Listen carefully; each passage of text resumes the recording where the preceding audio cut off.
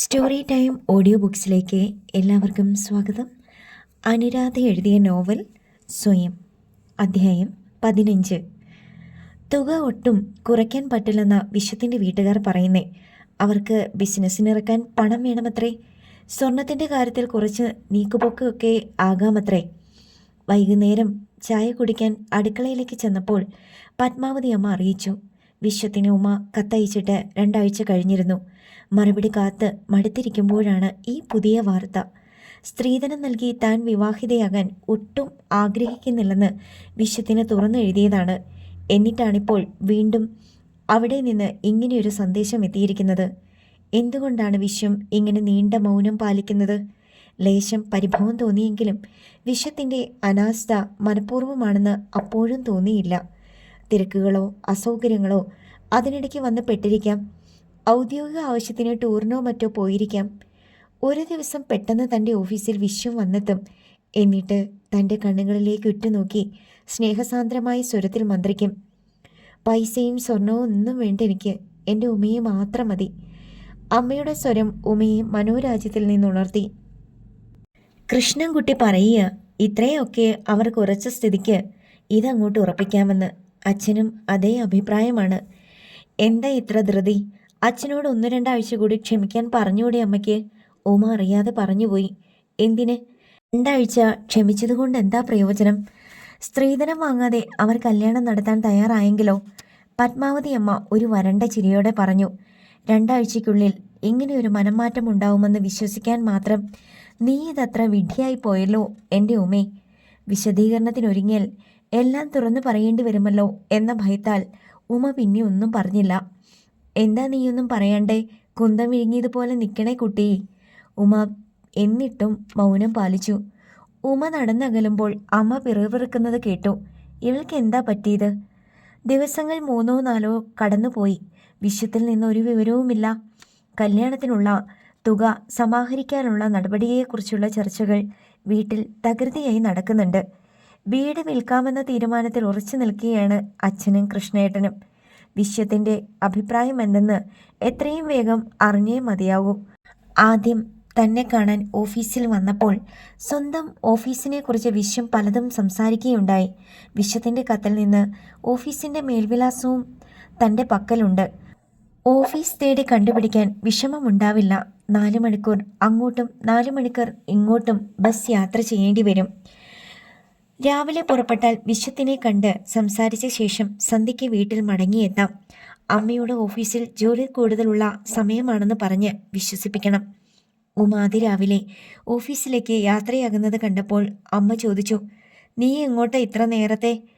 ഒന്നുമില്ല, കുറേയധികം ജോലി ചെയ്ത് തീർക്കാനുണ്ട്. ഇപ്പോൾ പോയാൽ സ്വസ്ഥമായിരുന്ന് ജോലി തുടങ്ങാമല്ലോ. കൂടുതൽ ചൊഴിഞ്ഞ് ചോദിക്കാതെ അമ്മ പിന്തിരിയുന്നത് കണ്ടപ്പോൾ ഉമ ആശ്വാസത്തോടെ നെടുവീർപ്പിട്ടു. വീട്ടിൽ നിന്ന് കഴിയുന്നതും വേഗം ഇറങ്ങി സ്റ്റോപ്പ് ലക്ഷ്യമാക്കി നടന്നു. ഓഫീസിലെത്തി വിശ്വത്തിനെ നേരിൽ കണ്ട് സംസാരിക്കുക. വിശ്വത്തിന് എന്താണ് പറയാനുള്ളതെന്ന് കേൾക്കുക. ഒരു സംശയത്തിനും ഇടയാകാതെ മടങ്ങുക. അതാണ് ലക്ഷ്യം. എന്നിട്ട് വേണം സ്വന്തം വിവാഹത്തെക്കുറിച്ചൊരു തീരുമാനത്തിലെത്താൻ. സിറ്റിയിൽ ബസ്സിറങ്ങി റോഡിൻ്റെ ഇരുഭാഗത്തേക്കും കണ്ണു പായിച്ചപ്പോൾ ഉമ അമ്പരന്ന് പോയി. എന്തൊരു തിരക്കും ബഹളവും! എണ്ണമറ്റ ബസ്സുകൾ, അതിൽ തിക്കി തിരക്കി കയറുകയും ഇറങ്ങുകയും ചെയ്യുന്ന യാത്രക്കാർ. ആകാശം മൂടിക്കെട്ടിയിരിക്കുകയാണ്. ചന്നം ഭിന്നം മഴ പെയ്യാനും തുടങ്ങിയിരിക്കുന്നു. മഴത്തുള്ളികൾ ശരീരത്തിൽ വീഴാൻ തുടങ്ങിയപ്പോഴാണ് വീട്ടിൽ നിന്ന് ഇറങ്ങുമ്പോൾ കുടയെടുത്തില്ലല്ലോ എന്ന കാര്യം ഓർമ്മിക്കുന്നത്. ആകാംക്ഷാഭരിതമായ മനസ്സെല്ലാം മറന്നു. മാത്രമല്ല, വീട്ടിൽ നിന്ന് പുറപ്പെടുമ്പോൾ മേഘങ്ങളില്ലാത്ത തെളിഞ്ഞ ആകാശം മഴയെക്കുറിച്ച് യാതൊരു മുന്നറിയിപ്പും തന്നിരുന്നുമില്ല. ഇനിയിപ്പോൾ ഒരു വഴി മാത്രമേ ഉള്ളൂ. മഴ ശക്തി ആർജിക്കും മുമ്പ് എങ്ങനെയെങ്കിലും വിശ്വത്തിൻ്റെ ഓഫീസിലെത്താൻ ശ്രമിക്കുക. വിശ്വത്തിൻ്റെ വാക്കുകൾ ഓർമ്മ വന്നു. അപ്പോൾ സ്റ്റോപ്പിനടുത്തുള്ള ഓട്ടോറിക്ഷ സ്റ്റാൻഡിൽ നിന്ന് ഓട്ടോ പിടിച്ചാൽ 10-12 മിനിറ്റ് കൊണ്ട് ഓഫീസിലെത്താം. വരിവരിയായി കാത്തുകിടക്കുന്ന ഓട്ടോകൾ. ഫാക്ടറിയുടെ പേര് പറഞ്ഞപ്പോൾ ഓട്ടോ ഡ്രൈവർക്ക് ആ സ്ഥലം ചിരപരിചിതമാണെന്ന് തോന്നി. ഫാക്ടറിയുടെ ഗേറ്റിന് മുന്നിൽ ഓട്ടോ നിന്നു. അകത്ത് കടക്കണമെങ്കിൽ പ്രത്യേക അനുവാദം വേണം. ഗേറ്റിൽ നിൽക്കുന്ന സെക്യൂരിറ്റി ഗാർഡിനോട് ഉമ പറഞ്ഞു, പ്രൊഡക്ഷൻ ഡിപ്പാർട്ട്മെൻറ്റിലെ വിശ്വനാഥനെ ഒന്ന് കാണണമായിരുന്നു. ഉദ്യോഗത്താൽ വിളറിപ്പോയ ഉമയുടെ മുഖത്തേക്ക് ഉറ്റുനോക്കിക്കൊണ്ട് ഗാർഡ് ആർദ്രതയോടെ പറഞ്ഞു. മോൾ ഇവിടെ നിന്നോളൂ, ഞാനിപ്പോൾ വരാം. 2 അടി നടന്നതിന് ശേഷം വീണ്ടും തിരിച്ചു വന്ന് പിടിച്ചിരുന്ന കുട ഉമയെ ഏൽപ്പിച്ച് തേഞ്ഞ പല്ലുകൾ വെളിയിൽ കാട്ടി മൃദുവായി ചിരിച്ചുകൊണ്ട് അയാൾ പറഞ്ഞു, മോളിത് പിടിച്ചോ. അമ്മാവൻ്റെ തലയിൽ തൊപ്പിയുണ്ടല്ലോ. എങ്ങനെയാണ് അയാൾക്ക് നന്ദി പറയേണ്ടതെന്നറിയാതെ ഉമ അയാൾ വരുന്നതും കാത്തു നിന്നു. അന്തരീക്ഷത്തിൽ ഏതോ കെമിക്കലിൻ്റെ തീക്ഷ്ണഗന്ധം, അതോടൊപ്പം ഹൃദ്യമായ ഏതോ പരിമളവും. ഫാക്ടറിയിൽ ചില കെമിക്കലുകളും സോപ്പും ആണുണ്ടാക്കുന്നതെന്ന് വിശ്വനാഥൻ പറഞ്ഞിരുന്നു. ഏതാനും നിമിഷങ്ങൾ കഴിഞ്ഞപ്പോൾ ഗാർഡ് മടങ്ങിയെത്തി വന്ന് പറഞ്ഞു, സാറ് വരുന്നത് വരെ റിസപ്ഷനിൽ ഇരിക്കാൻ പറഞ്ഞു. 3 നില കെട്ടിടത്തിലാണ് ഫാക്ടറിയുടെ ഓഫീസ്. ഉമയെ റിസപ്ഷൻ റൂമിൽ ഇരുത്തിയിട്ട് ഗാർഡ് മടങ്ങിപ്പോയി. മുറിയിലെ ഒരു കോണിൽ സ്ഥാപിച്ചിരുന്ന ടെലിഫോൺ സിസ്റ്റത്തിന് മുൻപിൽ ഒരു മധ്യവയസ്കൻ കോളുകൾ അറ്റൻഡ് ചെയ്യുന്നതിനിടയ്ക്ക് അയാൾ പലവട്ടം ശ്രദ്ധിക്കുന്നത് കണ്ടു. കുറച്ചു കഴിഞ്ഞപ്പോൾ അയാൾ ചോദിച്ചു, ഉമയല്ലേ? അതെ, ഉമ പതിഞ്ഞ സ്വരത്തിൽ മറുപടി നൽകി. ഇതിനു മുമ്പ് ഒരിക്കലും കണ്ടിട്ടില്ലാത്ത ഒരാൾ തന്നെ എങ്ങനെ തിരിച്ചറിഞ്ഞു എന്ന് അത്ഭുതപ്പെടുമ്പോൾ കുലുങ്ങിച്ചിരിച്ചുകൊണ്ട് മധ്യവയസ്കൻ പറഞ്ഞു, ഉമയുടെ ഫോട്ടോ വിശ്വനാഥൻ ഞങ്ങളെ എല്ലാവരെയും കാണിച്ചു തന്നിട്ടുണ്ട്. അതാ കണ്ട ഉടനെ ആളെ പിടികിട്ടിയത്. പലരും മുറിവാതിൽക്കൽ വന്ന് എത്തി നോക്കിയിട്ട് മടങ്ങുന്നത് കണ്ടപ്പോൾ ഉമയ്ക്ക് വല്ലാത്ത സങ്കോചം തോന്നി. ഈ സന്ദർശനം രഹസ്യമാക്കി വെക്കാനുള്ള തൻ്റെ ശ്രമം പരാജയമടഞ്ഞിരിക്കുന്നു. വിവാഹം നിശ്ചയിക്കും മുമ്പ് തന്നെ വിശ്വം തൻ്റെ ഫോട്ടോ എല്ലാവരെയും കാണിച്ചു കൊടുത്തിരിക്കുന്നു. ഛേ, അത് വേണ്ടിയിരുന്നില്ല. നിമിഷങ്ങൾ എണ്ണിക്കൊണ്ട് ഉമ വിശ്വത്തിനെ കാത്തിരുന്നു. വിശ്വം എത്തിയത് അരമണിക്കൂറിന് ശേഷമാണ്. അകത്തേക്ക് കടന്നു വന്ന വിശ്വം പറഞ്ഞു, സോറി, കുറച്ച് തിരക്കിലായിരുന്നു. എന്താ ഉമ ഇവിടെ? വിശ്വം തന്നെ ഒരിക്കലും ഇവിടെ പ്രതീക്ഷിച്ചിരുന്നില്ലെന്ന് മുഖത്തെ ഭാവം വ്യക്തമാക്കി. എനിക്ക് വിശ്വത്തിനെ അത്യാവശ്യമായി ഒന്ന് കാണേണ്ടിയിരുന്നു. എന്നാലും ആളുകൾ എന്ത് വിചാരിക്കും? വിവാഹം കഴിക്കാൻ പോകുന്ന പെണ്ണ് ചടങ്ങ് നടക്കും മുമ്പ് എന്നെ കാണാൻ ഓഫീസിൽ വരിക എന്നൊക്കെ പറഞ്ഞാൽ ഉമ വല്ലാത്ത തൻ്റെടി തന്നെ എന്നാവും പിന്നെ ഇവിടുത്തെ സംസാരം. വിശ്വം എൻ്റെ ഓഫീസിൽ വന്നില്ലേ? അതും പ്രത്യേകിച്ചൊരു കാരണവും കൂടാതെ. എൻ്റെ ഓഫീസിലെ സ്റ്റാഫ് എന്ത് വിചാരിക്കും എന്ന് ഓർത്തില്ലല്ലോ. പക്ഷേ അതിങ്ങനെയാണോ? ഉമ ഒരു പെണ്ണല്ലേ? വിശ്വം എന്നെ കാണാൻ വന്നപ്പോഴും ഞാൻ പെണ്ണ് തന്നെയായിരുന്നല്ലോ. ഉമയുടെ പരിഭവം കലർന്ന ഭാവം ശ്രദ്ധിച്ചുകൊണ്ട് വിശ്വം പറഞ്ഞു, സോറി, ഞാൻ ഉമയെ വിമർശിക്കാൻ ഉദ്ദേശിച്ചില്ല. എൻ്റെ ജീവിതത്തെ സംബന്ധിക്കുന്ന അതിപ്രധാനമായൊരു പ്രശ്നവുമായാണ് ഞാൻ വന്നിരിക്കുന്നത്. ഞാൻ അയച്ച കത്തിന് വിശ്വം മറുപടി അയക്കാതെ ആയപ്പോൾ എനിക്കിതേ വഴിയുണ്ടായിരുന്നുള്ളൂ. അത് ചുറ്റും ഒന്ന് കണ്ണോടിച്ച ശേഷം താഴ്ന്ന സ്വരത്തിൽ വിശ്വം പറഞ്ഞു, ഇവിടെ ഇരുന്ന് സംസാരിച്ചാൽ ശരിയാവില്ല. നമുക്ക് പുറത്തെവിടെയെങ്കിലും പോകാം. ഞാൻ ദിവസത്തെ ലീവിന് എഴുതി കൊടുത്തിട്ട് വരാം. വിശ്വം ലീവിന് എഴുതി കൊടുത്തിട്ട് വന്നു. ഇരുവരും പുറത്തിറങ്ങി. നമുക്കൊരു ഹോട്ടലിലേക്ക് പോകാം. ഒരു മുറിയെടുത്ത് അവിടെ ഇരുന്ന് സംസാരിക്കാമല്ലോ. എന്തു പറയുന്നു? വിശ്വം ചോദിച്ചു. അത് വേണ്ട, എനിക്കിപ്പോൾ തന്നെ മടങ്ങണം. ശരി, ഉമയ്ക്ക് എന്നെ വിശ്വാസമില്ലെങ്കിൽ വേണ്ട, ഞാൻ നിർബന്ധിക്കുന്നില്ല. അർത്ഥസൂചകമായ പുഞ്ചിരിയോടെ വിശ്വം തുടർന്നു. നമുക്ക് ഇവിടെ അടുത്തുള്ള ഒരു പാർക്കിലേക്ക് പോകാം. അവിടെ മരച്ചുവട്ടിലിരുന്ന് സംസാരിക്കാം. മഴ, ചാറ്റൽ മഴയല്ലേ ഉള്ളൂ. പടർന്നു പന്തലിച്ച മരത്തിൻ്റെ ചുവട്ടിലിരുന്നാൽ ഒട്ടും നനയില്ല. അഥവാ മഴ ശക്തിപ്പെടുകയാണെങ്കിൽ പാർക്കിനുള്ളിലെ റെസ്റ്റോറൻറ്റിൽ കയറിയിരിക്കാം. ഉമ അർദ്ധസമ്മതഭാവത്തിൽ തലയാട്ടി. പാർക്കിൽ മരച്ചുവട്ടിലെ അരമതിലിൽ മുഖാമുഖം ഇരുന്ന ഉമയെ അടിമുടി വിശകലനം ചെയ്തുകൊണ്ട് വിശ്വം പറഞ്ഞു, ഉമയാകെ നനഞ്ഞുവല്ലോ. എൻ്റെ ഓഫീസിലേക്ക് വരുമ്പോൾ അല്പം ശ്രദ്ധയോടെ അണിഞ്ഞൊരുങ്ങിയിരുന്നെങ്കിൽ സ്റ്റാഫിൻ്റെ മുന്നിൽ എനിക്കൊരു ഗമയാകുമായിരുന്നു. തൻ്റെ മനസ്സാകെ നേറുകയാണ്. അപ്പോഴാണ് വേഷവിധാനങ്ങളെ പറ്റിയുള്ള കമൻറ്റും മറ്റും. വീട്ടിൽ നിന്നിറങ്ങുമ്പോൾ കുടയെടുക്കാൻ മറന്നു. വരണ്ട ചിരിയോടെ ഉമ പറഞ്ഞു, പരിഭവിക്കുമ്പോൾ എൻ്റെ ഉമയ്ക്ക് അഴക് കൂടുകയാണല്ലോ. ഉമ എന്ത് വേഷമണിഞ്ഞാലും ആരും രണ്ടാമത് നോക്കാതിരിക്കില്ല. ഓഫീസിൽ ഉമയെ കണ്ടവരൊക്കെ പറഞ്ഞതെന്താണെന്നറിയോ? സൗന്ദര്യത്തെക്കുറിച്ചുള്ള പ്രശംസ ഏറ്റുവാങ്ങാനുള്ള മാനസികാവസ്ഥയിലായിരുന്നില്ല ഉമ. വിശ്വം എന്താണിങ്ങനെ ലാഘവത്തോടെ സംസാരിച്ച് സമയം പാഴാക്കുന്നത്? എൻ്റെ ഉമ എന്ന് വീണ്ടും പറയുമ്പോൾ എന്തൊരു അധികാരഭാവമാണ്. എല്ലാം തീരുമാനിച്ചുറച്ച പോലെയാണല്ലോ സംസാരിക്കുന്നത്. തൻ്റെ മനസ്സിലെ വികാരവിക്ഷോഭം വിശ്വം മനസ്സിലാക്കാത്തതെന്താണ്? അതോ അറിഞ്ഞിട്ടും അറിയാത്ത ഭാവം നടിക്കുകയാണോ? വിശ്വത്തിൻ്റെ കണ്ണുകളിൽ നോട്ടം ഊന്നിക്കൊണ്ട് ഇടർന്ന സ്വരത്തിൽ ഉമ ചോദിച്ചു. വിശ്വം എന്താണ് എൻ്റെ കത്തിന് ഒരു മറുപടി പോലും അയക്കാത്തത്? വാക്കുകൾക്കായി വിശ്വം ബന്ധപ്പെടുന്നത് ശ്രദ്ധിച്ചു. അത് ഞാൻ ഓഫീസിൽ വന്ന് നേരിട്ട് കാണാമെന്ന് കരുതി. പക്ഷേ ലീവ് കിട്ടിയില്ല. വിവാഹം ഒരു കച്ചവടമാണെന്ന് കരുതുന്നുണ്ടോ വിശ്വം? എൻ്റെ അച്ഛനും അമ്മയുമൊക്കെ പഴഞ്ചൻ മനസ്ഥിതിക്കാരാണ്. അവരുടെ കാര്യമല്ല ഞാൻ ചോദിച്ചത്. വിശ്വത്തിൻ്റെ സ്വന്തം അഭിപ്രായമാണ്. വിശ്വം മൗനം പാലിക്കുന്നത് കണ്ടപ്പോൾ അക്ഷമയോടെ ഉമ ചോദിച്ചു. പറയൂ വിശ്വം, വിശ്വത്തിൻ്റെ കത്തിലുണ്ടായിരുന്നതൊക്കെ വെറും ഭംഗിവാക്കായിരുന്നോ? ഉമേ, I love you, I really love you. എന്നിട്ടാണോ ഇങ്ങനെയൊക്കെ?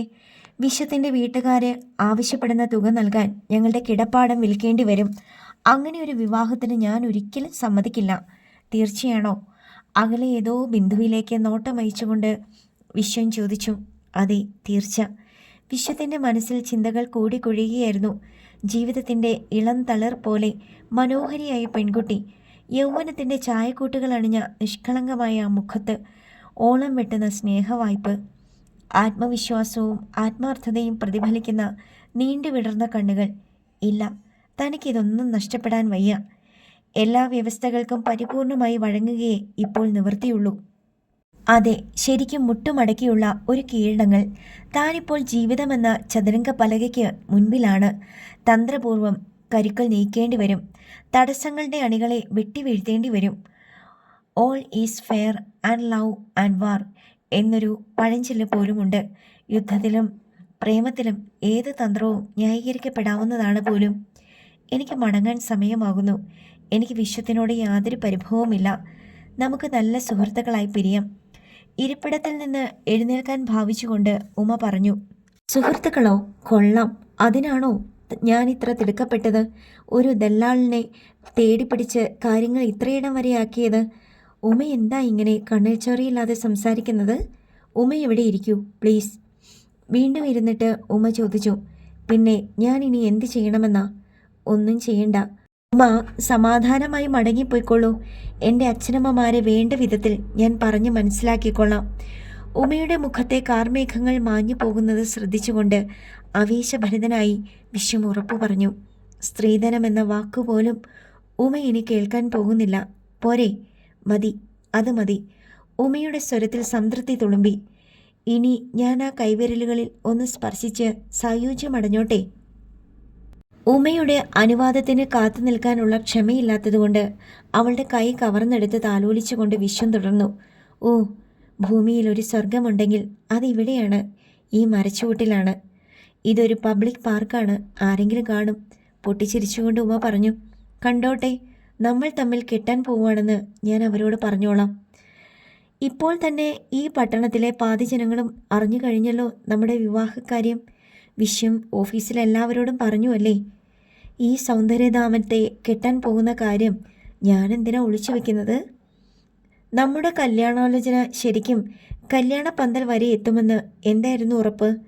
നമ്മൾ തമ്മിൽ മനസ്സിന് പൊരുത്തമുണ്ടെന്ന് അറിഞ്ഞതു മുതൽ മറ്റെന്തൊക്കെ തടസ്സമുണ്ടെങ്കിലും അവയൊക്കെ മറികടക്കുമെന്നുള്ള ആത്മവിശ്വാസം എനിക്കുണ്ടായിരുന്നു. പെട്ടെന്ന് പ്രധാനപ്പെട്ട ഒരു കാര്യം ഓർമ്മയിലെത്തി. എങ്ങനെയാണ് ആ പ്രശ്നം വിശ്വത്തിൻ്റെ മുൻപിൽ അവതരിപ്പിക്കേണ്ടതെന്നറിഞ്ഞുകൂടാ. താനിപ്പോൾ പറയാൻ പോകുന്നത് വിശ്വത്തിന് ഒട്ടും സമ്മതമാവില്ലെന്നറിയാം. പക്ഷേ അനാരോഗ്യം കൊണ്ട് വാടിക്കരിഞ്ഞ അമ്മയുടെ മുഖം, സാമ്പത്തിക ഞെരുക്കത്തിൽ പരീക്ഷീണനായ കൃഷ്ണേട്ടൻ്റെ മുഖം, അതൊക്കെ ഓർമ്മയിലുള്ളപ്പോൾ പറയാതിരിക്കാനും കഴിയില്ല. എങ്ങനെയെങ്കിലും വിശ്വത്തിൻ്റെ സമ്മതം വാങ്ങിയേ കഴിയൂ. പറയൂ, ഇനിയും എന്തെങ്കിലും പ്രശ്നങ്ങളുണ്ടോ? കുസൃതി കലർന്നൊരു ചിരിയോടെ വിശ്വം ചോദിച്ചു. നമ്മുടെ വിവാഹം കഴിഞ്ഞാലും കുറച്ചുനാൾ കൂടി എനിക്ക് വീടിനടുത്തുള്ള ഓഫീസിൽ ജോലി തുടരേണ്ടി വരും. അതെങ്ങനെ? എൻ്റെ വീട്ടിൽ നിന്ന് നിത്യവും പോയി വരാവുന്ന അകലത്തിലല്ല ഉമയുടെ ഓഫീസ്. അപ്പോൾ വേറെ നിവൃത്തിയില്ലാഞ്ഞതുകൊണ്ടാണ് ചേച്ചിയുടെ സ്ത്രീധന തുക കൊടുത്തു തീർക്കാൻ വേണ്ടി കൃഷ്ണേട്ടന് ഓഫീസിൽ നിന്ന് കടമെടുക്കേണ്ടി വന്നു. അതടച്ചു തീർത്തുകൊണ്ടിരിക്കുകയാണ്. എൻ്റെ ശമ്പളം കൂടി ഉള്ളതുകൊണ്ടാണ് ചെലവുകൾ നടന്നു പോകുന്നത്. എന്നാലും ഉമേ, ഇതിത്തിരി കടന്നുപോയി കേട്ടോ. കൂടി വന്നാൽ ഒരു 5-6 മാസം, അത്രയും മതി. അത് കഴിഞ്ഞാൽ ഞാൻ വിശ്വത്തിനെ പിരിഞ്ഞ് ഒരിടത്തും പോവില്ല. ദീർഘമായി നെടുവീർപ്പയച്ചുകൊണ്ട് വിശ്വം പറഞ്ഞു. അതായത് മധുവിധ നമുക്ക് മൈലുകൾക്കപ്പുറത്തിരുന്ന് ആഘോഷിക്കാമെന്ന് അല്ലേ? ഞാൻ പറഞ്ഞൂലോ വിശ്വം. മറ്റ് യാതൊരു വഴിയില്ലാത്തത് കൊണ്ടാണ്. വിശ്വം ഇത്രയും കൂടി സമ്മതിച്ചേ തീരൂ. ശരി, അതും സമ്മതിച്ചിരിക്കുന്നു. നമുക്കൊരു യാത്ര പോകണം. ഉമ്മയ്ക്ക് എവിടേക്ക് പോകുന്നതാണ് ഇഷ്ടം? ഓ, ഞാനതിനെക്കുറിച്ചൊന്നും ആലോചിച്ചിട്ട് തന്നെയില്ല. അതൊക്കെ കുറേ പണച്ചിലവുള്ള കാര്യമല്ലേ? മഹാപിശുക്കിയാണല്ലേ ഉമ. പാവപ്പെട്ട കുടുംബത്തിൽ ജനിച്ച എനിക്ക്. ഓ, പിന്നെയും തുടങ്ങിയില്ലോ. വിവാഹം കഴിഞ്ഞാൽ കുറച്ചു നാളത്തേക്കെങ്കിലും നമുക്കതൊക്കെ മറക്കണം. ഉമയും ഞാനും മാത്രം. അങ്ങനെ കുറച്ച് ദിവസം ലോകത്തിൻ്റെ ഏതെങ്കിലും ഒരു കോണിൽ. വിശ്വത്തിൻ്റെ കണ്ണുകൾ അപ്പോൾ വല്ലാതെ തിളങ്ങി. മതി സ്വപ്നം കണ്ടത്. എനിക്ക് മടങ്ങാൻ സമയമായി. ഉമ ചിരിച്ചുകൊണ്ട് എഴുന്നേറ്റു. അധ്യായം 16. തൊടിയിലെ വൃക്ഷങ്ങൾക്കിടയിലൂടെ ഉലാത്താൻ വല്ലാത്ത മോഹം തോന്നി. ഏതോ പിതാമഹന്മാരുടെ കൈകൾ നട്ടുവളർത്തിയ വൻവൃക്ഷങ്ങൾ. തലമുറകളായി കുടുംബാംഗങ്ങളെല്ലാം സ്വന്തം മാറിലൊതുക്കി പരിപാലിച്ചു പോന്ന കുളിർമയുള്ള അകത്തളങ്ങൾ. സുഖദുഃഖങ്ങൾ ഏറ്റുവാങ്ങി നിശബ്ദമായി പുഞ്ചിരി തൂവുകയും വിതുമ്പുകയും ചെയ്യുന്ന ചുവരുകൾ. എല്ലാം തനിക്ക് എത്രമാത്രം പ്രിയപ്പെട്ടതാണെന്ന് ഓർത്തുപോയി. അവയെ അന്യാധീനപ്പെടുത്താതിരിക്കാൻ കഴിഞ്ഞതിൽ ചാരിതാർത്ഥ്യവും സംതൃപ്തിയും തോന്നി. ഒരു ദിവസം താനും ഈ പടിയിറങ്ങിപ്പോകും. പിന്നെ വരുന്നത് വല്ലപ്പോഴും മാത്രം. പക്ഷേ ഓർമ്മകളിൽ എപ്പോഴും ഈ വീടും ഇതിൻ്റെ ഗന്ധവും തങ്ങി നിൽക്കും. ഈ ചുവരുകളുടെ തപ്ത നിശ്വാസങ്ങൾ എത്ര അകലെയിരുന്നാലും കേൾക്കാനാകും. കഷ്ടം, ഈ പ്രിയപ്പെട്ട വീടും തൊടിയും വിൽക്കാനാണല്ലോ അച്ഛനും കൃഷ്ണേട്ടനും ആലോചിച്ചിരുന്നത്. എന്താ നീ ഇങ്ങനെ മുറ്റത്ത് നിന്ന് ദിവാസ്വപ്നം കാണുന്നത്? കൃഷ്ണേട്ടൻ്റെ സ്വരം. ഓഫീസിൽ നിന്ന് വരുന്ന വഴിയാണ്. നേരിയ ജാളിത്തോടെ മൃദുവായി ചിരിച്ചുകൊണ്ട് ഉമ പറഞ്ഞു.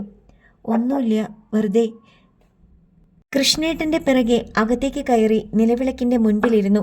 കൃഷ്ണേട്ടനെ കണ്ട ഉടനെ അമ്മ നാമജപം നിർത്തി മടിയിലിരുന്ന സുമമോളെ തൻ്റെ കയ്യിൽ ഏൽപ്പിച്ചെഴുന്നേറ്റു. പിള്ള കൊണ്ടുവന്ന സന്തോഷവാർത്ത കൃഷ്ണേട്ടനെ അറിയിക്കാനാവണം അമ്മ കൃഷ്ണേട്ടൻ്റെ പിറകെ അകത്തേക്ക് പോകുന്നത് കണ്ടു. വിളക്കിന് മുന്നിലിരിക്കുമ്പോൾ കൃഷ്ണേട്ടൻ്റെ സ്വരം പലവട്ടം കാതിലെത്തി. നാമം ജപിക്കുന്നതിനിടയിലും സ്വപ്നം കാണാൻ തുടങ്ങിയോ? കുഞ്ഞിനെയും ഒക്കിലെടുത്ത് നടന്നകലുന്നതിനിടയിൽ നളിനിയെടുത്തിയുടെ പരിഹാസം. വിവാഹം ഉറപ്പിക്കാൻ തന്നെ അവർ തീരുമാനിച്ചിട്ടുണ്ടാകും. ഈ ബന്ധം ഒത്തുകിട്ടിയാൽ കുടുംബത്തിൻ്റെ ഭാഗ്യം. കൃഷ്ണേട്ടൻ പറയുന്നത് കേട്ടു. മനസ്സിൽ സന്തോഷം നിറഞ്ഞു തുളുമ്പുമ്പോഴൊക്കെ സ്വയം ശാസിച്ചു. അച്ഛൻ വിശ്വത്തിൻ്റെ വീട് വരെ പോയി വിവരം എന്താണെന്ന് അറിഞ്ഞു വരട്ടെ, എന്നിട്ടാവാം ആഹ്ലാദിക്കാൻ. പിറ്റേ ദിവസം അതിരാവിലെ അച്ഛൻ വിശ്വത്തിൻ്റെ വീട്ടിലേക്ക് പുറപ്പെട്ടു. ഓഫീസിലിരിക്കുമ്പോഴൊക്കെ ആകാംക്ഷ മനസ്സിനെ മതിക്കുകയായിരുന്നു. അച്ഛനോട് അവർക്ക് എന്താകും പറയാനുള്ളത്? ഉമ ഓഫീസിൽ നിന്ന് വീട്ടിലെത്തിയപ്പോഴും അച്ഛൻ തിരിച്ചു വന്നിട്ടില്ല. എല്ലാവരുടെയും നോട്ടം ഗേറ്റിലേക്കാണ്. അച്ഛൻ വരുന്നുണ്ടോ? ശിവന്റെ വീട്ടിലും കൂടി പോയിട്ട് വേണമല്ലോ മടങ്ങാൻ. അതാവും അച്ഛൻ എത്താൻ വൈകുന്നത്. സന്ധ്യയായിട്ടും അച്ഛനെ കാണാതായപ്പോൾ അമ്മ ഉറക്കെ ആത്മഗതം ചെയ്തു. ലതയുടെ പ്രസവം കഴിഞ്ഞിട്ടുണ്ടാകണം. കുട്ടി ആണോ പെണ്ണോന്ന് പോലും അറിയിക്കാൻ തോന്നിയില്ല അവർക്ക്. ദുഷ്ടന്മാര്. അമ്മയെ സ്വാന്തനിപ്പിക്കാൻ എന്ന പോലെ കൃഷ്ണേട്ടൻ പറഞ്ഞു. അച്ഛൻ മടങ്ങിയെത്തുമ്പോൾ വിശേഷമൊക്കെ പറയൂലോ. ആ, അത്രയൊക്കെ പ്രതീക്ഷിക്കേണ്ടു. ഇനി എല്ലാം അവളുടെ വിധി. പടിക്കൽ ചെറിയൊരനക്കം കേട്ടപ്പോൾ എല്ലാവരുടെയും ശ്രദ്ധ അങ്ങോട്ടായി. അച്ഛനാണ്. യാത്രാ ക്ഷീണത്താലാവണം പതിവിലും മെല്ലെയാണ് നടത്തം. ഉമ്മറത്തെ ചാരുകസേരയിലിരുന്ന് മുഖത്തെ വിയർപ്പൊപ്പിക്കൊണ്ട് അച്ഛൻ പറഞ്ഞു. ബസ്സിലൊക്കെ എന്താ തിരക്ക്? എല്ലാവരും അച്ഛനെ ഉറ്റുനോക്കുകയാണ്. വിശ്വത്തിൻ്റെ വീട്ടുകാരുടെ നിലപാടെന്താണ്? ലത ചേച്ചിയുടെ വിശേഷങ്ങൾ എന്തൊക്കെയാണ്? ഒരു നിമിഷത്തെ ഇടവേളയ്ക്ക് ശേഷം അച്ഛൻ പറഞ്ഞു. ലത പ്രസവിച്ചു. ഇന്നേക്ക് 42 ദിവസവും കഴിഞ്ഞു. ഇതും ആണ് തന്നെയാ. അവൾക്ക് പ്രത്യേകിച്ച് വിശേഷങ്ങളൊന്നും ഇല്ലാലോ? അമ്മ താല്പര്യത്തോടെ ആരാഞ്ഞു. ഒന്നുമില്ല. ഒഴുക്കൻ മട്ടിലായിരുന്നു അച്ഛൻ്റെ മറുപടി. വിവേകിനോ? അവൻ മിടുക്കനായിരിക്കുന്നോ? ഉമ തിരക്കി. ആ, അച്ഛൻ അതിനും മൂളി. അച്ഛൻ്റെ ഉദാസീനമായ മറുപടി അമ്മയെ സംശയാലുവാക്കി. അമ്മ വീണ്ടും ചുഴിഞ്ഞു ചോദിച്ചു. അവൾക്ക് വേണ്ട മരുന്നും ശുശ്രൂഷയും ഒക്കെ കൊടുത്തോ? എന്തോ അവര്? അതോ പോത്തിനെ പോലെ പണിയെടുപ്പിക്കൽ മാത്രമാണോ? അതൊക്കെ പേർത്ത് ചോദിക്കാൻ പറ്റുമോ? അച്ഛൻ്റെ സ്വരം കനത്ത് തുടങ്ങിയെന്ന് മനസ്സിലായപ്പോൾ അമ്മ പിന്മാറി. വിശ്വനാഥൻ്റെ വീട്ടുകാരെന്ത് പറഞ്ഞു? കൃഷ്ണേട്ടൻ ചോദിച്ചു. അതൊക്കെ വിസ്തരിച്ച് പറയാം. ഞാൻ കാലും മുഖവും ഒക്കെ ഒന്ന് കഴുകട്ടെ. ചായ ഉണ്ടാക്കട്ടെ അച്ഛാ? ഉമ്മ ചോദിച്ചു. വേണ്ട, കുറച്ച് ജീരകവെള്ളം നല്ല ചൂടോടെ ഇങ്ങെടുത്തോ. അടുക്കളയിലേക്ക് നടക്കുമ്പോൾ നളിനി ഏട്ടത്തി കുഞ്ഞിന് ഭക്ഷണം കൊടുക്കുവാൻ വേണ്ടി കൂടെ നിന്നു. ജീരകവെള്ളം തയ്യാറാക്കിയപ്പോഴേക്കും അമ്മ അടുക്കളയിലെത്തി. നീ കഞ്ഞി ഒന്നുകൂടി ചൂടാക്കിക്കോ, അച്ഛനിപ്പോൾ അത്താഴം കഴിക്കാൻ വരും എന്ന് നിർദ്ദേശിച്ചിട്ട് ചൂടുള്ള ജീരകവെള്ളം ഒരു ഗ്ലാസ്സിൽ പകർന്ന് അമ്മ തന്നെ ഉമ്മറത്തേക്ക് പോയി. ഉമ അച്ഛനുള്ള കഞ്ഞിയും കൂട്ടാനും ഒന്നും കൂടി ചൂടാക്കി അത് വിളമ്പാനുള്ള പാത്രത്തിലേക്ക് പകർന്നു വെച്ചു. കഞ്ഞി കുടിക്കാനുള്ള പ്ലാവിലക്കുമ്പിളും തയ്യാറാക്കി വെച്ചു. തിരികെ ഉമ്മറത്തേക്ക് ചെല്ലുമ്പോഴും അച്ഛൻ അതേ നിൽപ്പ് തന്നെ. അമ്മയോടും കൃഷ്ണേട്ടനോടും എന്തോ പതിഞ്ഞ സ്വരത്തിൽ സംസാരിക്കുകയാണ്. തന്നെ കണ്ടയുടനെ സംസാരം നിർത്തുകയും ചെയ്തു.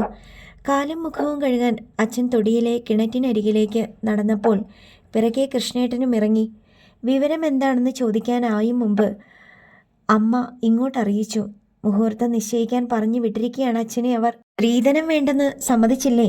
അല്ലാതെ നീ കല്യാണത്തിന് സമ്മതം മൂളില്ലാന്ന് വാശി പിടിച്ചിരിക്കുകയല്ലേ? വിശ്വനാഥനാണെങ്കിൽ നിന്നെ വിവാഹം കഴിക്കാനാണ് ആഗ്രഹം. മകൻ്റെ ആഗ്രഹം നടക്കട്ടെ എന്ന് കരുതിയിട്ടുണ്ടാവും അവര്. വിശ്വാസം വരാത്ത പോലെ അമ്മയുടെ മുഖത്തേക്ക് നോക്കി നിന്നുപോയി. മനസ്സിൽ 1000 പൂക്കൾ ഒന്നിച്ച് വിരിഞ്ഞതുപോലെ. വിശ്വവുമായുള്ള വിവാഹാലോചനയ്ക്ക് ഇത്ര പെട്ടെന്ന് ഒരു ശുഭാന്ത്യമുണ്ടാകുമെന്ന് ഒട്ടും പ്രതീക്ഷിച്ചിരുന്നില്ല. അച്ഛനമ്മമാരുടെ മനസ്സ് മാറ്റിയെടുക്കാൻ വിശ്വത്തിന് ഇത്ര വേഗം കഴിഞ്ഞുവോ? എങ്ങനെ സാധിച്ചെടുത്തു എന്ന് കണ്ടുമുട്ടുമ്പോൾ രഹസ്യമായി ചോദിച്ചറിയണം. അപ്പോൾ ആ മുഖത്ത് വിടരുന്ന കുസൃതി ചിരി തനിക്കിപ്പോഴേ മനസ്സിൽ കാണാം. അച്ഛനും കൃഷ്ണേട്ടനും അത്താഴം കഴിക്കാനിരുന്നപ്പോഴും സംസാരം വിവാഹത്തെക്കുറിച്ച് തന്നെയായിരുന്നു. കല്യാണം നല്ല ആഘോഷമായിട്ട് തന്നെ വേണമെന്നുണ്ട് അവർക്ക്. ഒരു 400 പേരെങ്കിലും വരൻ്റെ പാർട്ടിക്കാരായി ഉണ്ടാവത്രേ. അച്ഛൻ പറഞ്ഞു. കല്യാണം അവർക്ക് പൂർണ്ണ തൃപ്തിയാകുന്ന വിധത്തിൽ തന്നെ നടത്തണം, അല്ലെങ്കിൽ മോശമാണ്. കൃഷ്ണേട്ടൻ അഭിപ്രായപ്പെട്ടു. അവരുടെ സ്ഥിതിക്കനുസരിച്ച് നടത്തി കൊടുക്കേണ്ടത് നമ്മുടെ കടമയാണ്. കല്യാണം കേമമാവണം. അമ്മയും പറഞ്ഞു. മുഹൂർത്തം നിശ്ചയിച്ചാലുടൻ കല്യാണം നടത്താൻ പറ്റിയ ഹാള് ബുക്ക് ചെയ്യണം. കൃഷ്ണേട്ടൻ ഓർമ്മിപ്പിച്ചു. കഴിയുന്നതും വേഗം നടത്തണമെന്നാണ് അവർക്ക്. 2 പേരുടെയും ജന്മനാളനുസരിച്ച് 3ഓ 4ഓ മുഹൂർത്തങ്ങൾ കുറിച്ചുകൊണ്ട് ചെല്ലാൻ പറഞ്ഞിരിക്കുക എന്നോട്. അച്ഛൻ പറഞ്ഞു. നമ്മുടെ കാവിലെ ദാമോദരൻ എമ്പ്രാന്തിരിയോട് പറഞ്ഞാൽ മുഹൂർത്തം കുറിച്ചു തരും. അമ്മ അഭിപ്രായപ്പെട്ടു. പക്ഷേ ആളെ തരത്തിന് കിട്ടാനാണല്ലോ പ്രയാസം. അമ്പലത്തിലെ നടയടച്ചു കഴിഞ്ഞാൽ പിന്നെ നാട് മുഴുവൻ പൂവും കറുകയും തേടി നടക്കല്ലേ മൂപ്പരുടെ പണി. ജ്യോത്സ്യം നോക്കാൻ ഈ നാട്ടിൽ അദ്ദേഹത്തെ കഴിഞ്ഞിട്ടേ വേറൊരാളുള്ളൂ. അതറിയോ? വിശ്വത്തിൻ്റെ തലക്കുറി ഇങ്ങോട്ട് തന്നാൽ ഞാൻ പോയി എമ്പ്രാന്തിരിയെ കണ്ട് കാര്യം നടത്തിച്ചോളാം, പോരെ? അമ്മ ആ ചുമതലയേറ്റപ്പോൾ അച്ഛന് സമാധാനമായി. മതി, ധാരാളം മതി. എനിക്കിനി വേറെയും 100 കൂട്ടം ജോലികൾ കിടക്കണോ. അടുത്ത ആഴ്ചയ്ക്ക് മുമ്പ് വിശ്വനാഥൻ്റെ വീട് വരെ ഒന്ന് പോവുകയും വേണം. അത്താഴത്തിനിരുന്നപ്പോൾ ഒന്നും കഴിക്കാൻ തോന്നിയില്ല ഉമ്മയ്ക്ക്. നുള്ളിയും പെറുക്കിയും ചോറിൻ വറ്റുകൾ ഓരോന്നായി വായിലിട്ട് ചവയ്ക്കുന്നത് കണ്ടപ്പോൾ നളിനി എടുത്ത് ചോദിച്ചു. എന്തു പറ്റി? വിശപ്പ് തോന്നണില്ല. മനസ്സ് നിറഞ്ഞുകൊണ്ട് വയറ് നിറഞ്ഞു എന്ന് തോന്നുകയാണ്. ദേ ഒരു കാര്യം, പന്തലിലേക്ക് ഇറങ്ങുമ്പോഴേക്കും പട്ടിണി കിടന്ന് കോലം തിരിയണ്ടാട്ടോ. നളിനി എടുത്തി പറഞ്ഞത് അക്ഷരം പ്രതി ശരിയാണെന്ന് തോന്നി. മനസ്സിൽ സന്തോഷം നിറഞ്ഞു തുളുമ്പുകയാണ്. കാശ് കൊടുത്ത് വിലയ്ക്ക് വാങ്ങിയ ഒരു ഭർത്താവല്ല തൻ്റെ കഴുത്തിൽ താലി ചാർത്താൻ പോകുന്നത്. തന്നെ ആത്മാർത്ഥമായി സ്നേഹിക്കുന്ന ഒരാളാണ്. തനിക്ക് വേണ്ടി എന്ത് വിട്ടുവീഴ്ചയ്ക്കും ത്യാഗത്തിനും തയ്യാറുള്ള ആൾ. ഓർക്കും തോറും ഉമയുടെ മനസ്സ് ആനന്ദ അതിരേകത്താൽ വീർപ്പുമുട്ടാൻ തുടങ്ങി. അധ്യായം 17. വിവാഹ മുഹൂർത്തമുള്ള 3-4 ദിവസങ്ങളിലെ സമയവിവരങ്ങളുമായി വിശ്വത്തിൻ്റെ വീട്ടിലേക്ക് പോയിരുന്ന അച്ഛൻ വൈകുന്നേരമായപ്പോൾ മടങ്ങിയെത്തി അറിയിച്ചു. മുഹൂർത്തങ്ങൾ കുറിച്ച കടലാസ് അവരവിടെ വാങ്ങി വെച്ചിരിക്കുകയാണ്. എല്ലാവരുമായി ഒന്ന് ആലോചിച്ചിട്ട് തീരുമാനം അവരിവിടെ വരുമ്പോഴറിയിക്കാമത്രേ. അവർ എന്നാ ഇങ്ങോട്ട് വരിക? പ്രസാദാത്മകമായ മുഖഭാവത്തോടെ അമ്മ ചോദിച്ചു. അടുത്ത ഞായറാഴ്ച വരാമെന്നാണ് പറഞ്ഞത്. ഓ. തൊടിയിലേക്കൊന്ന് കണ്ണോടിച്ചിട്ട് അതൃപ്തി തുളുമ്പുന്ന ഭാവത്തോടെ അമ്മ തുടർന്നു. പറമ്പാകെ കാടും പടലവും പിടിച്ചു കിടക്കുകയാണ്. ശങ്കുണ്ണിയെ വിളിപ്പിച്ചൊന്ന് വെളുപ്പിക്കാൻ പറയണം. വീടിൻ്റെ അകമൊക്കെ ഒന്ന് വെള്ള വലിപ്പിക്കുകയും ചെയ്യാമായിരുന്നു. ആകെ മുഷിഞ്ഞു. നളിനി ഏട്ടത്തി പതിഞ്ഞ സ്വരത്തിൽ പറഞ്ഞു. അതിനൊക്കെ കാശ് കുറേ വേണ്ടിവരും. അച്ഛൻ അങ്ങനെ നിരുത്സാഹപ്പെടുത്തിയപ്പോൾ കൃഷ്ണേട്ടൻ ഓർമ്മിപ്പിച്ചു. കല്യാണം ഒന്ന് കഴിച്ചു കൂട്ടണ്ടേ അച്ഛാ? ഉമ്മുറമെങ്കിലും ഒന്ന് വൃത്തിയാക്കിയേ പറ്റൂ. പെട്ടെന്നെന്തോ ഓർമ്മ വന്ന മട്ടിൽ അമ്മ ചോദിച്ചു. ഞാനത് ചോദിക്കാൻ മറന്നു. വിശ്വനാഥൻ്റെ വീടൊക്കെ എങ്ങനെയാ? പുറത്തുനിന്ന് കണ്ടാൽ നല്ല അന്തസ്സുള്ള വീടാണ്. മാളികയാണോ? അമ്മ എടുത്തു ചോദിക്കുന്നത് കണ്ടപ്പോൾ ഉമയ്ക്ക് ഉള്ളിൽ ചിരി പൊട്ടി. മകളെ ഒരു മാളിക വീട്ടിലേക്ക് കെട്ടിച്ചയക്കണം എന്നാണ് അമ്മയുടെ ഉള്ളിലെ മോഹമെന്ന് തോന്നുന്നു. മാളികയൊന്നുമല്ല, എങ്കിലും വീട് കൊള്ളാം, ആരും കുറ്റം പറയില്ല. അമ്മയുടെ മുഖത്ത് തെല്ലൊരു നിരാശ. അകത്തൊക്കെ കയറി കണ്ടോ? എത്ര മുറിയുണ്ടാവും? ഞാൻ ഉമ്മറത്തെ മുറിയിലിരുന്നതല്ലേ ഉള്ളൂ. അടുത്ത തവണ പോകുമ്പോൾ നിന്നെയും കൂട്ടണമെന്നവർ പ്രത്യേകിച്ച് പറഞ്ഞിട്ടുണ്ട്. അപ്പോഴൊക്കെ നീ തന്നെ നോക്കിക്കോ, അച്ഛൻ പറഞ്ഞു. നമ്മുടെ വീടും പരിസരവും കണ്ടിട്ട് അവരെന്ത് വിചാരിച്ചിട്ടുണ്ടാവോ ആവോ. ഇതെങ്കിലും ഉണ്ടല്ലോ ഇപ്പോഴ് എന്നോർത്ത് സമാധാനിച്ചാൽ മതി. ആ, അതും ശരിയാ, അമ്മ നെടുവീർപ്പിട്ടു. പിന്നെ അങ്ങോട്ടുള്ള ഏതാനും ദിവസങ്ങൾ വിശ്വനാഥൻ്റെ വീട്ടിൽ നിന്നും വിരുന്നുകാരെ സ്വീകരിക്കാനുള്ള ഒരുക്കങ്ങളായിരുന്നു വീട്ടിൽ. അമ്മയും നളിനിയേട്ടത്തെയും കൂടി വീട് മുഴുവൻ മാറാല അടിച്ച് വൃത്തിയാക്കി. ഉമ്മറത്തെ മുറിയുടെ ജനാലവിരികളൊക്കെ അലക്കി ഉണക്കി വീണ്ടും യഥാസ്ഥാനത്ത് തൂക്കി. കിടക്കവിരികളും പുതപ്പുകളും എടുത്ത് അലക്കി വെച്ചു. ശങ്കുണ്ണി വന്ന് മുൻവശത്തെ തൊടിയൊക്കെ വൃത്തിയാക്കി. വീട്ടിലാകെ പുതിയൊരു വെളിച്ചം കടന്നു വന്ന പ്രതീതിയായിരുന്നു. ഇവിടെയുണ്ടായിരുന്ന കുപ്പി ഗ്ലാസുകളൊക്കെ ഉടഞ്ഞു. 5-8 ഗ്ലാസ് വാങ്ങിയാൽ അവർ വരുമ്പോൾ ചായ കൊടുക്കാൻ എടുക്കാമായിരുന്നു. പലഹാരം വിളമ്പാൻ 3-4 പിഞ്ഞാണി കൂടി വേണം. അമ്മയുടെ ആവശ്യങ്ങൾ നീളുകയാണ്. കഴിഞ്ഞ തവണ വന്നപ്പോൾ എടുത്ത പാത്രങ്ങളില്ലേ ഇവിടെ? ഉവ്, പക്ഷേ അന്ന് അവരൊക്കെ ഇത്രയും സ്ഥിതിയുള്ളിടത്ത് അന്ന് അറിഞ്ഞിരുന്നില്ലല്ലോ. അമ്മയുടെ ന്യായവാദം. നിശ്ചിത ദിവസം വിശ്വത്തിൻ്റെ വീട്ടുകാരെത്തി. കല്യാണ നിശ്ചയമെന്ന പ്രധാന ചടങ്ങ് നിർവഹിക്കാനുള്ള ഒത്തുചേരൽ ആയിരുന്നതുകൊണ്ട് ഇത്തവണ വിശ്വത്തിൻ്റെ വീട്ടിൽ നിന്നും അച്ഛനും അമ്മയും ഏട്ടത്തിമാരും കൂടാതെ 4-5 ബന്ധുക്കളും കൂടി ഉണ്ടായിരുന്നു വിരുന്നുകാരായി. നമുക്കിനി ശരിക്കും ഒന്ന് പരിചയപ്പെടാം, അവരിൽ മൂത്തവൾ പറഞ്ഞു. എൻ്റെ പേര് ഞാൻ അന്ന് വന്നപ്പോൾ പറഞ്ഞിരുന്നല്ലോ. കമലേട്ടത്തിന്ന് ആ വിശ്വം വിളിക്കുന്നത്. ഉമയും ഇനി അങ്ങനെ തന്നെ വിളിച്ചോളൂ. പുഞ്ചിരിയോടെ ഉമ തലയനക്കി. അവർ രണ്ടുപേരും ആവശ്യത്തിലധികം ആഭരണങ്ങൾ അണിഞ്ഞിട്ടുണ്ടെന്ന് തോന്നി. അവരിൽ ദൃഷ്ടി പതിയുമ്പോഴൊക്കെ മഞ്ഞലോഹത്തിൻ്റെ തിളക്കമാണ് ശ്രദ്ധ പിടിച്ചു പറ്റുന്നത്. എന്തെങ്കിലും സംസാരിക്കണമല്ലോ എന്ന് കരുതി ഉമ ചോദിച്ചു. കുട്ടികളെ എന്താ കൊണ്ടുവരാഞ്ഞത്? കുട്ടികൾ ഉണരും മുമ്പേ ഞങ്ങൾ ഇറങ്ങിയില്ലോ. 4-5 മണിക്കൂർ യാത്രയല്ലേ. കുട്ടികളെയും കൊണ്ട് വരാനൊക്കെ ബുദ്ധിമുട്ടാണ്. അവരെ ഞങ്ങൾ ആണുങ്ങളെ ഏൽപ്പിച്ചു. ഇന്ന് ഞായറാഴ്ച ആയതുകൊണ്ട് വിശ്വം വീട്ടിലുണ്ടല്ലോ. വിശ്വത്തിനെക്കുറിച്ച് പരാമർശമുണ്ടായ മാത്രയിൽ ഉമയുടെ മുഖം പെട്ടെന്ന് തുടുത്തു. ആ ഭാവമാറ്റം ശ്രദ്ധിച്ചുകൊണ്ട് ഏട്ടത്തിമാർ എന്തോ സ്വകാര്യം പറഞ്ഞ് ചിരിക്കുന്നത് കണ്ടു. അടുത്ത ഭാഗം നാളെ.